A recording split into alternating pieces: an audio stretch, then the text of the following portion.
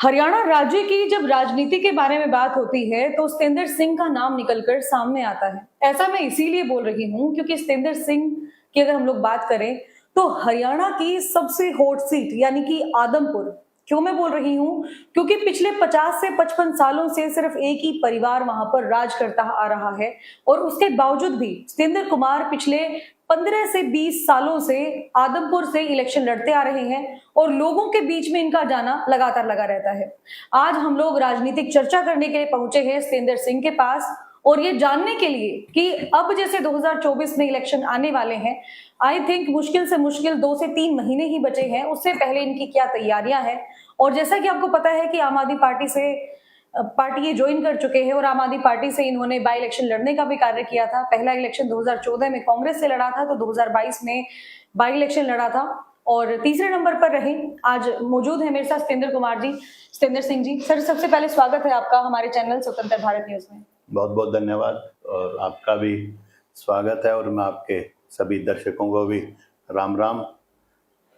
सतेंद्र सिंह जी, सबसे पहले तो मैं यही जानना चाहूंगी, जैसे 2014 में आपने इलेक्शन लड़ा और उससे पहले से ही आप आदमपुर के अंदर बड़े एक्टिव भी रहे हैं।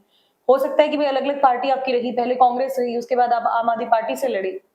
तो जितना एक्सपीरियंस इन दोनों पार्टियों से आपको मिला, अब 2024 में भी आप ताल ठोकने वाले हैं किसी न किसी पार्टी से, तो वो एक्सपीरियंस कितना काम आएगा आपका इलेक्शन में?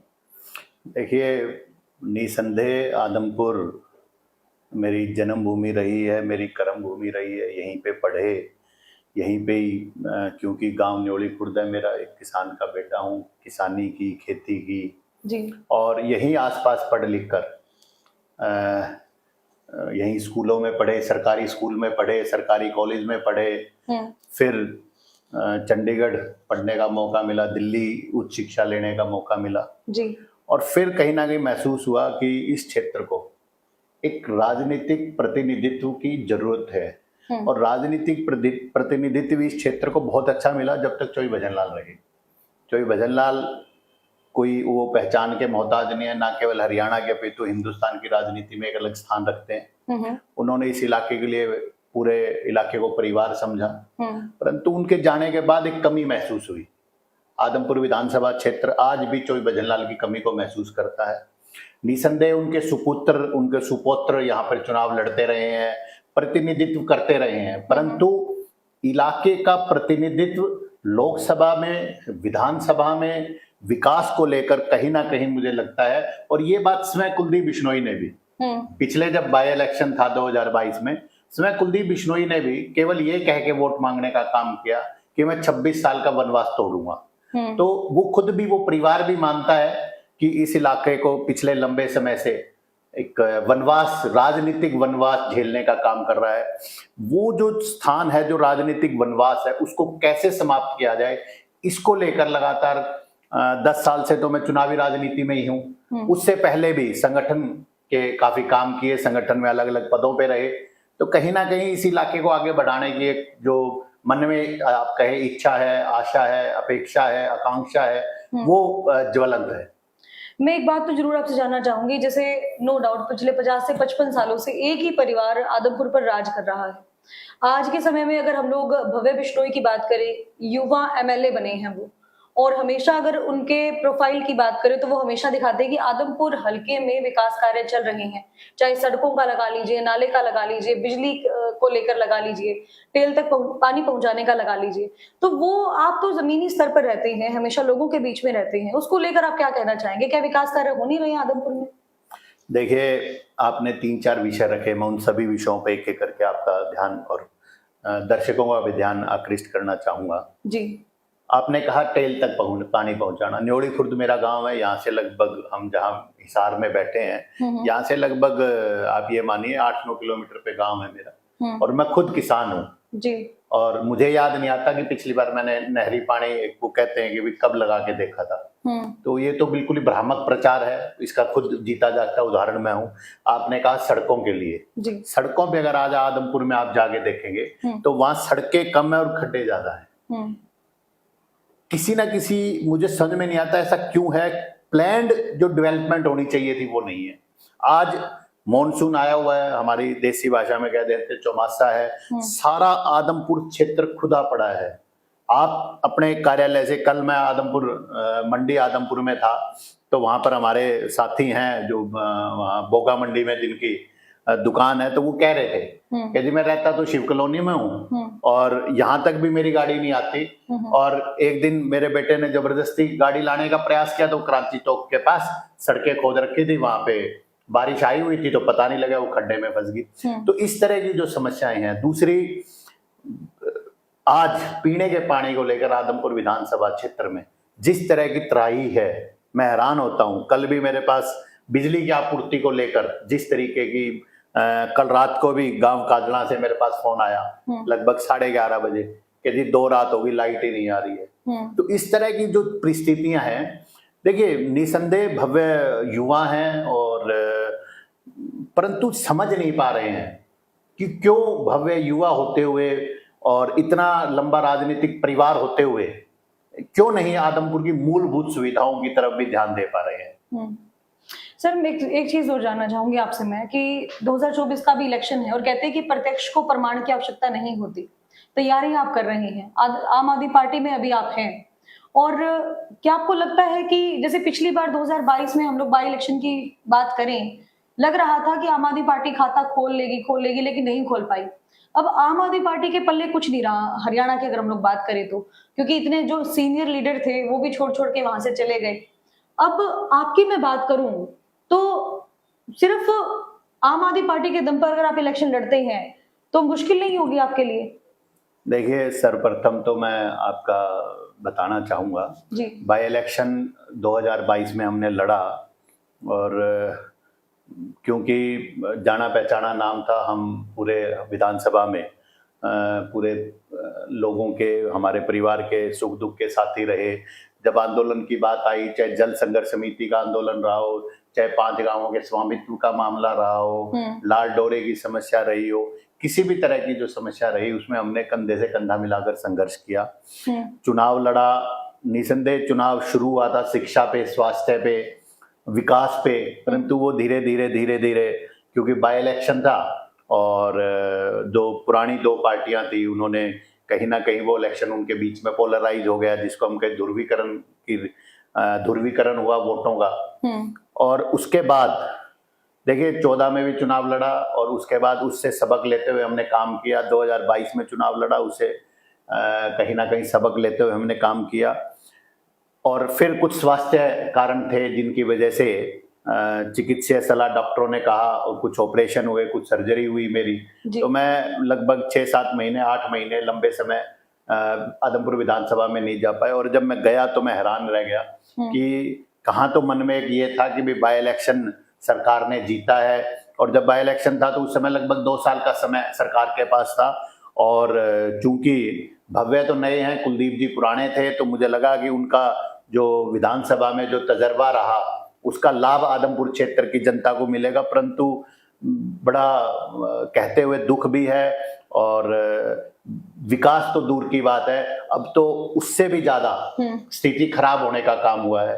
वहां के लोगों की, अभी 2-3 दिन 4 दिन पहले बारिश हुई, सदलपुर गांव के कुछ साथियों का फोन आया कि जी हमारे यहाँ पे पीछे कोई गली खोद दी थी और उसमें पानी आ गया तो हमारे यहाँ पे घर गिरने वाले हैं। चबरवाड़ गांव में हम गए तो पानी की, पीने की समस्या को लेकर बहुत गंभीर स्थिति है। आदमपुर गांव में अगर हम देखें तो वहां पर भी पानी, पीने के पानी को लेकर बहुत गंभीर स्थिति है। तो इस तरह की जो चीजें हैं उनको देख के कहीं ना कहीं मन व्यथित होता है। और आज बात चुनाव की नहीं है। देखिए, चुनाव कार्यकर्ता लड़ते हैं, पार्टी के कार्यकर्ता होते हैं, वो चुनाव लड़ते हैं। और आज के दिन चुनाव प्राथमिकता नहीं है, प्राथमिकता है कि किस तरीके से इस इलाके को आगे बढ़ाया जाए, किस तरीके से हर मैं मानता हूं कि भी बच्चों को शिक्षा बेहतर मिले। बड़ी अजीब सी नीतियां हैं और पता नहीं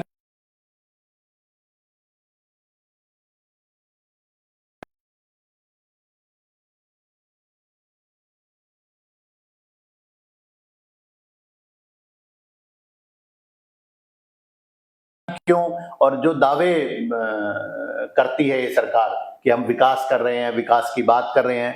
पिछले दिनों कुछ समाचार पत्रों के माध्यम से और कुछ चैनलों के माध्यम से मुझे पता लगा कि दावा किया जा रहा है सरकार की तरफ से 700 करोड़ के विकास कार्य है। मैं तो कहता हूं आप 700 करोड़ के विकास कार्य को छोड़िए, अजीबोगरीब पॉलिसी ये सरकार लेके आती रही है। चाहे जैसे कि कहते हैं कि पोर्टल की सरकार बन के रह गई है, कभी परिवार पहचान पत्र को लेकर लोग लाइनों में लगे हैं, कभी मेरी फसल मेरा ब्यौरा को लेकर लाइन में लगे हैं। ऐसी एक अलग सी अजीब सी नीति बनाने का काम किया, जिसमें इन्होंने कहा कि सरकारी विद्यालय में, देखिए सरकारी विद्यालय में, मैं खुद सरकारी विद्यालय में पढ़ा हूं, मैं समझता हूं सरकारी विद्यालय का, सरकारी स्कूल की क्या इंपॉर्टेंस है। उसमें अगर कोई गरीब का, किसान का, दलित का बच्चा पढ़ेगा तो सरकार उससे पैसे लेने का काम करेगी, और प्राइवेट स्कूल में अगर कोई बच्चा पढ़ेगा तो उसको सरकार पैसे देने का काम करेगी। मेरी समझ से ये नीति समझ से बाहर है। कहीं ना कहीं कुलदीप जी को इस तरह की नीतियों का विरोध करना चाहिए, परंतु पता नहीं क्या परिस्थितियां हैं, कितनी ही ऐसी नीतियां जो लोगों के लिए, जिनमें लोग परेशान हैं बहुत।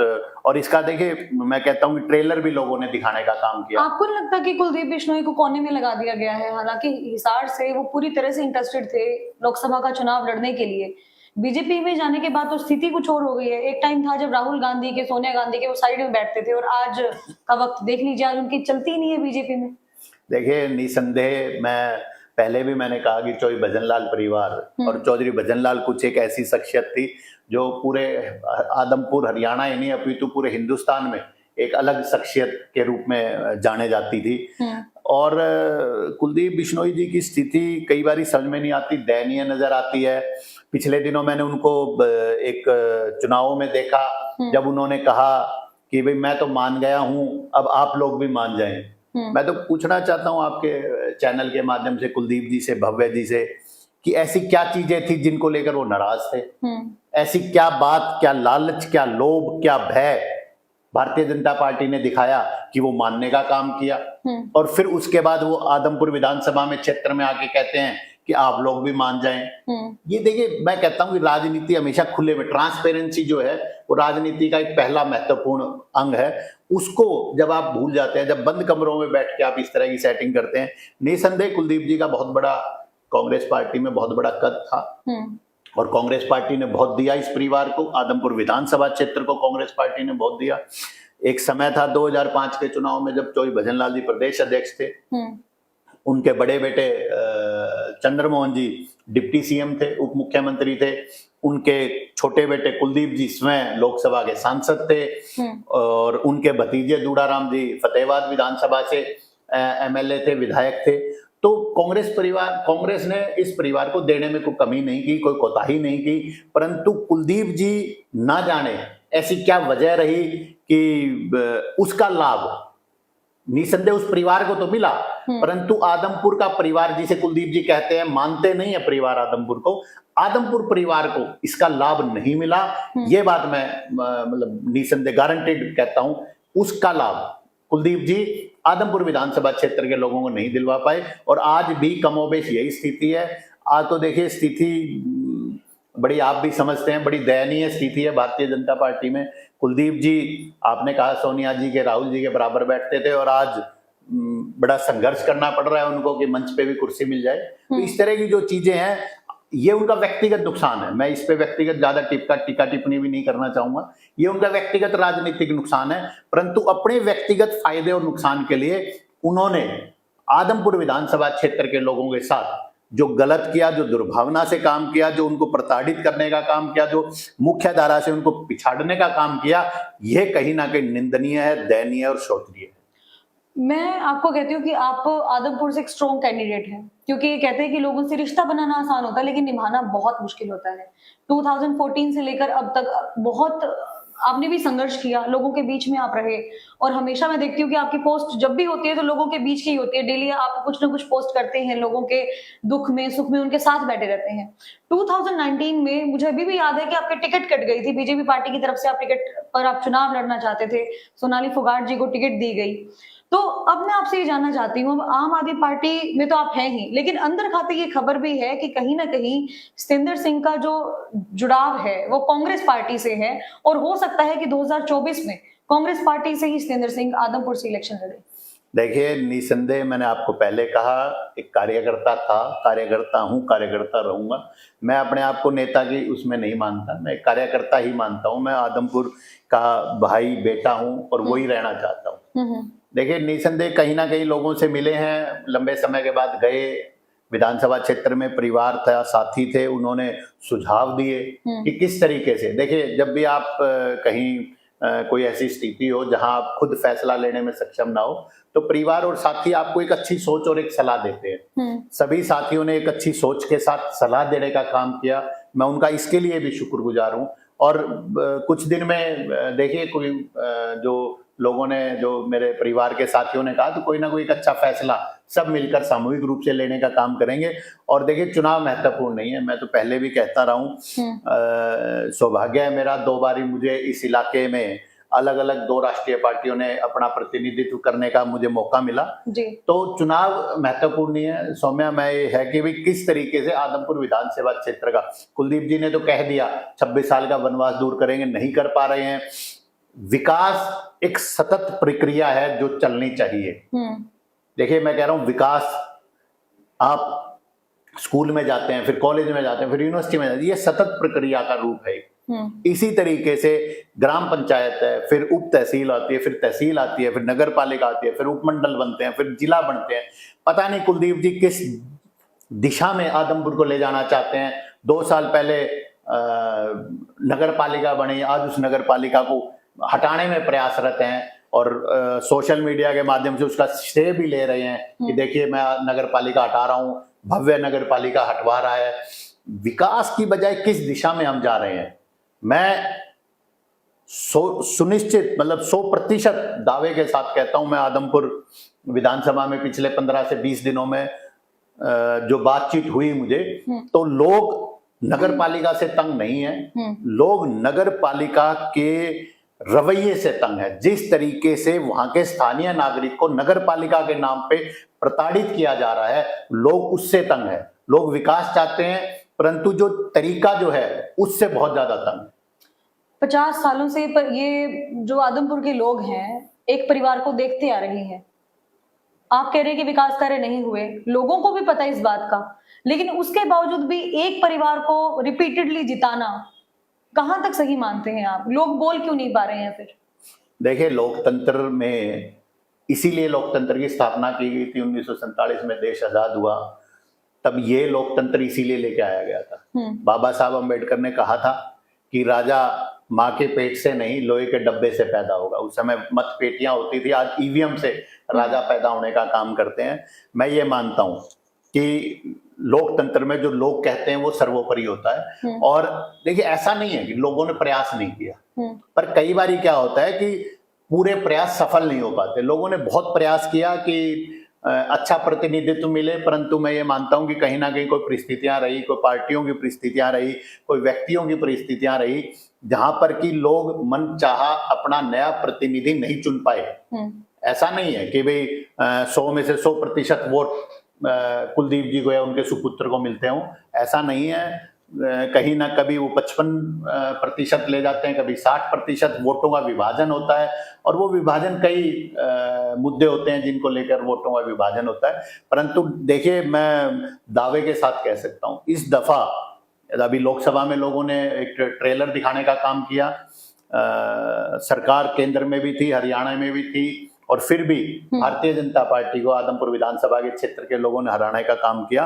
तो इसका मतलब परिवर्तनशील है, लोग परिवर्तन चाहते हैं। और इस बारी कहीं ना कहीं मुझे लगता है कि वो परिवर्तन की उनकी जो दिल में जो इच्छा है आदमपुर विधानसभा क्षेत्र के लोग, वो इस बारी पूरी होगी। क्योंकि आदमपुर, हर चीज की एक अति होती है, हमारे देसी भाषा में कहते हैं भी अब तो बहुत हुआ। तो मुझे लगता है कि अब झूठे वायदे, झूठे प्रलोभन, झूठा बहकाना, बरगलाना, दावे करना, वो बहुत हो चुका। अब आदमपुर विधानसभा के क्षेत्र के लोग कहीं ना कहीं एक नया इतिहास लिखने का काम करेंगे। आदमपुर के गांव की, आदमपुर की कहते हैं नस नस से वाकिफ होना, नस नस से वाकिफ हैं आप, हर एक जगह पर जाना, लोगों के बीच में एक्टिव रहना, वो तो आप कार्य करते करते हैं। अगर सतेंद्र सिंह आदमपुर से एमएलए लड़ते हैं और एमएलए बन भी जाते हैं, तो आदमपुर की तस्वीर कैसी होगी?